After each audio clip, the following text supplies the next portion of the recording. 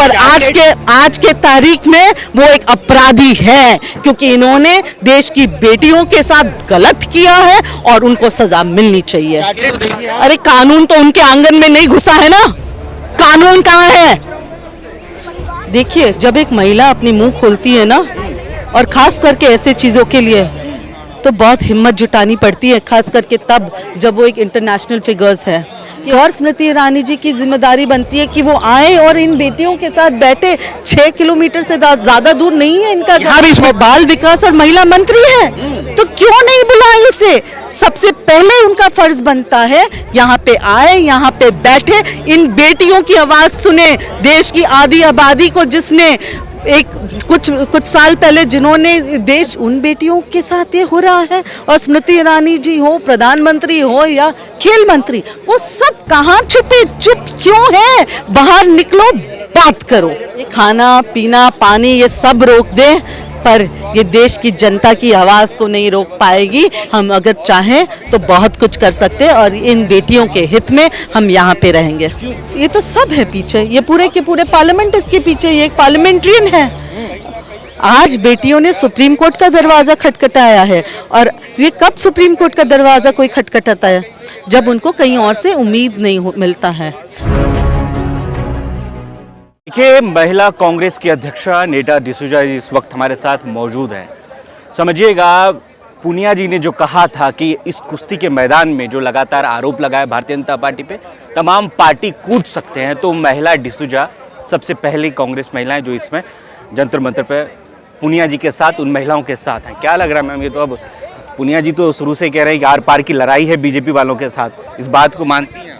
देखिए, ये लड़ाई है महिलाओं की अस्मिता की, ये लड़ाई है उन महिलाओं की के लिए।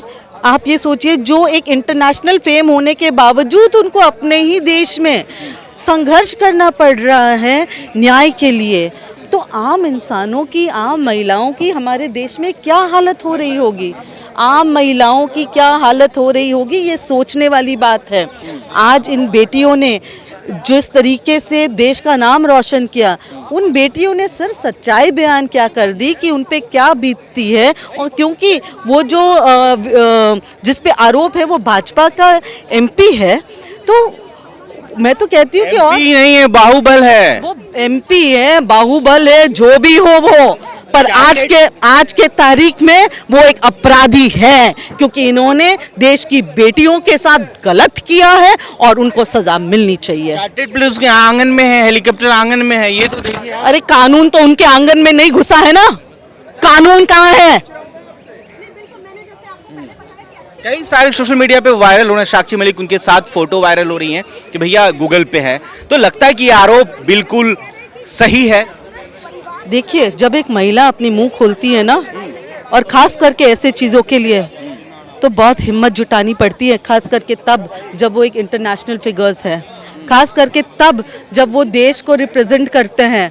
बहुत हिम्मत जुटानी पड़ती है। बोलने में बहुत आसान है, पर एक महिला जब दूसरे महिलाओं के, वो चाहती तो मौन भी रख सकती थी, वो चाहती तो चुप भी रह सकती थी, पर इन्होंने देश के आने वाले भविष्य के हित में, कि जो बेटियां कुश्ती में आए उन पे या ना बीते, उनके हित में उन्होंने अपनी आवाज़ उठाई और उन्होंने एक मिसाल कायम किया कि लड़कियां जो हैं वो अपनी ही और बहनों के लिए और पीढ़ियों के लिए, उनके हित में, भले ही मैं समझ सकती हूँ कि इसमें बहुत ज़्यादा उनको भी नेम एंड शेम वाली बात जो कहते हैं ना, बहुत उस पे क्या बीत रही होगी। आप सोचिए, 3 महीने जब उन्होंने कोई भी राजनीतिक पार्टी को अपने मंच पे आने नहीं दिया, 3 महीनों तक वो चुप रहे, तब लोग तो ये भी कहने शुरू कर दिए ना कि वो इसलिए चुप है क्योंकि उसमें कुछ नहीं है।